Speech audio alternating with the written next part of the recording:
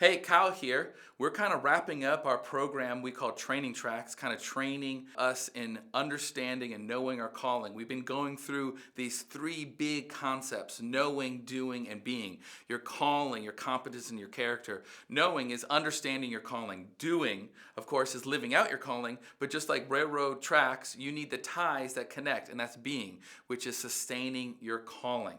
And so we're going to be wrapping up by taking all the things that we've learned and crafting our life's mission statement. We're kind of putting it all together, if you will. And before we kind of learn and know what to do with that, we need to first jump into Moses. So what we know about Moses, particularly when it comes to calling, we focus all on the burning bush. But we're going to actually jump into the story a little bit later on, after the burning bush, after the 10 plagues, after the Israelites come out of Egypt, out of slavery, and they're in the promised land. So you're talking about 600,000 to maybe 1 million people who are just kind of in this tribe floating around for the next 40 years. And there's no structure. There's no government. There's no police force. There's no states and all that. It's just all one big mass of people, and Moses is its leader. So what Moses is doing at this time is that he goes up on a hillside and he sits on a stump. And on this stump, he basically has people come to him with disputes. People who have issues, as in, I sold him this cart, but he didn't pay me, or fights. And he would be the judge, the jury, the lawyers, and share, okay, here's what I think God is saying. Boom, you need to go do that. And so he did that from morning to dusk. Of course, it was exhausting, and Moses couldn't really do anything else because there was no time for anything else. So enter Moses' father-in-law, Jethro. Sometimes we can get so overworked when it comes to ministry that we lose track of how we're actually living out our calling. So jump with me to Exodus 18, and it says this. When Moses' father-in-law saw all that Moses was doing for the people, he asked, "What are you really accomplishing here?" Right? Father-in-law, pretty tough advice. "Why are you trying to do all this alone while everyone stands around you from morning till evening?" Moses replied, "Because the people come to me to get a ruling from God. When a dispute arises, they come to me, and I'm the one who settles the case between the quarreling parties. I inform the people of God's decrees and give them his instructions." So I want to focus on this one part. Moses' answer says, because the people come to me to get a ruling from God. We sometimes forget, especially if we're in a few years of ministry and it's a somewhat successful ministry, that we are simply a tool that God uses. And we start putting ourselves in the spot of Jesus. We become the savior for people. Like, this ministry needs me. This church needs me. This missions field needs me. And yes, you are a part of that ministry and God is using you. But here's the thing. God can also do it without us.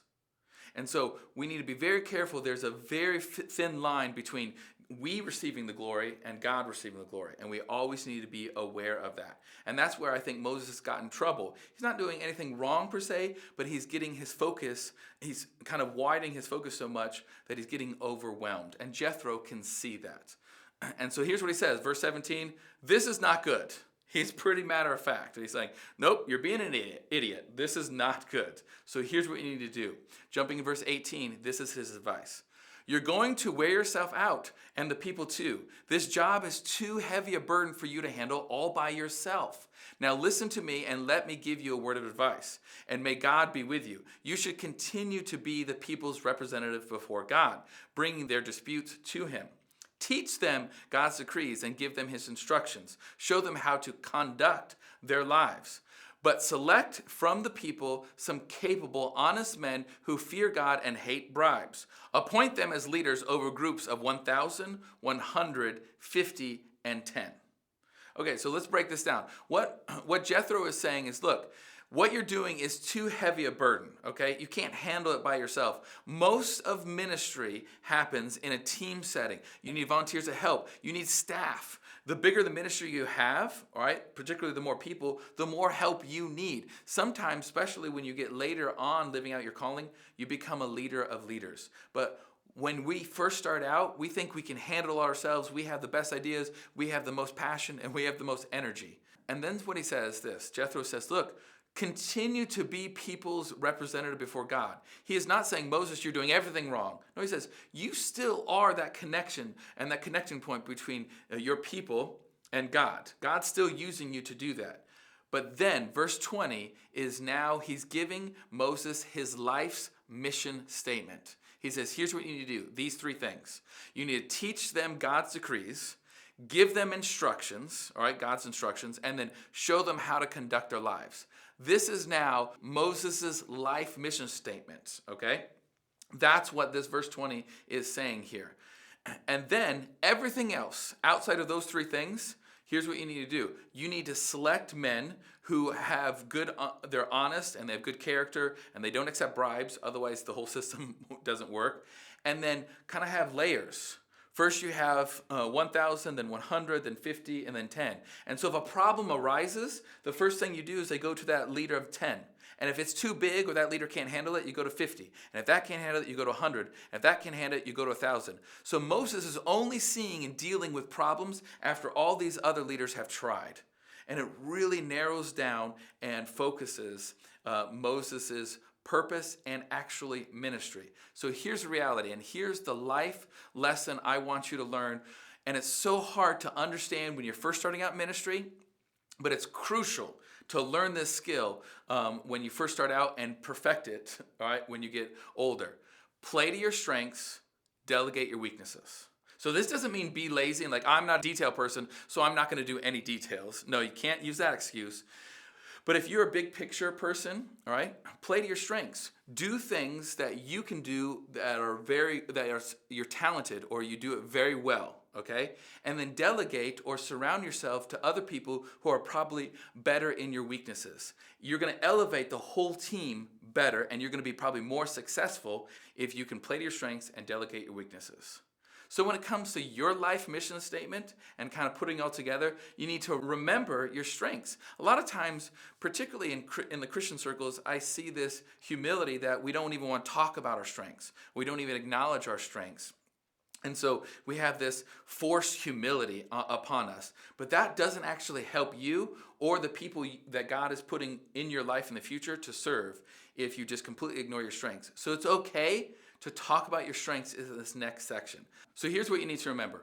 Your life's mission statement brings focus and motivation to your calling. That's the purpose of your life's mission statement. So it should be this one sentence statement that kind of defines who you are and why you're doing what you're doing. So it should bring focus. It means you shouldn't need to focus on everything and everyone. No. This is your piece of the God's grand puzzle. That's the focus. And then it should be future-based. It should give you motivation to say, okay, I'm going to do this, and this is God give me this kind of decree, this mission statement, this battle plan. I'm going to go move forward in that, and it could give you some motivation to this. And it's personal to you. Jesus was kind of asked after he ministered to this wee little man named Zacchaeus, right? And Zacchaeus was a notorious tax collector. Jesus was asked, why did you do this? Why did you go to the tax collector? You have all these other people who need help, Jesus. And you know what Jesus said? He kind of gave his life mission statement. But he says this in response to that question. For the Son of Man, he's talking about himself, for the Son of Man came to seek and save those who are lost. Jesus narrowed his focus. Look, I'm here for seeking those who are lost, to seek and save those who are lost. Yes, did he die for all mankind? Absolutely. But his life's mission statement could be summarized in this setting of why he didn't do certain things, even though people expected Jesus to do that. So when it comes to your life mission statement, here's the 5 steps you need to know. And at any time, you can pause the video and kind of write this out. So number 1, recognize your values. From your values we took earlier in this program, earlier videos from your storyboard, really have those values ready to go and realize that's going to be playing a key part of writing your life mission statement. Number 2, identify your spiritual gifts. That might be mentioned specifically in your life mission statement. It might not. It might be a vague reference to it, but understand how God has gifted you with spiritual gifts. Number 3, choose your target. Who are you feeling called to minister, to impact, right? It could be a location like an urban setting. It could be a people group like the next generation or kids or homeless or whatever. But you should have a target on who you are called to minister to. Number 4, pinpoint your strengths. These are your talents, your experiences, what God has brought you through, what you're naturally good at. If you are a networker, maybe networking is part of this, but add your strengths as part of the motivation. Here's how I'm going to do that. That's pinpoint your strengths is number 4. And number 5, keep it action oriented. It should focus on the future. In fact, you should write it with yourself 5 years into the future. What your life will be like 5 years in the future. If you're a freshman in college, all right, you're still trying to figure out what your life is. And so don't narrow yourself into your life mission statement on what your life is in college, because it's going to be drastically different after college, right? You can also summarize this whole thing into a simple equation.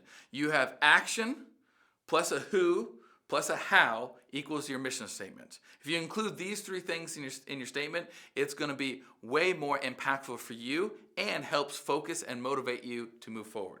So here are some examples. My mandate is to glorify God by leading people into His presence, equipping the church to live on mission, and enjoying the journey together. Now, you can have a few commas, and so it should be concise and it should be action oriented. Here's example number 2. Inspire everyone around me to grow closer to God through music and the arts. It was more general people, but very specific on what or through. It's music and the arts. Example number 3. Equip the next generation with the tools and resources for them to live their best lives for Jesus. So this is an example on that. So here's what I want you to do. I want you to go ahead and write your first draft, second draft, whatever it is, and bring it when we meet together to discuss. And it's a good idea to talk to people who you know or trusted, or your ministry mentor, and say, hey, this is my first draft. What do you think? And they can give you some advice and kind of a guidance on that. Because remember, your life's mission statement is to bring focus and motivation to your calling. And when you live out your calling, man, it's like a hammer hitting a nail. A hammer can do a lot of different jobs and a lot of different things. But when that hammer hits that nail, you understand, this is what I was created for. This is my purpose. And there's this special joy and satisfaction when you know exactly what you're doing and you're living it out. That's what we're all about here for Training Tracks and the Leadership Pipeline. Thanks so much.